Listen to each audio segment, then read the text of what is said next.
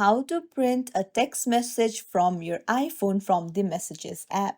Hey everyone, welcome back to the channel. If you are new here, don't forget to hit the subscribe button and turn on the notification bell to not miss any updates.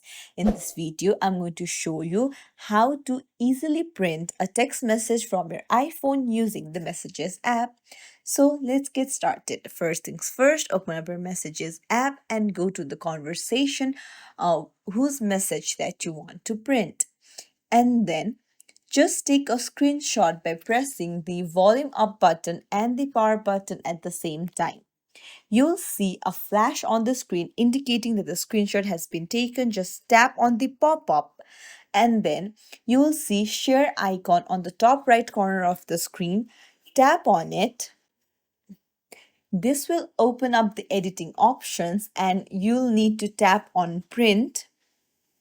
And now just select the printer and the copies and the paper size and just tap on print on the top right.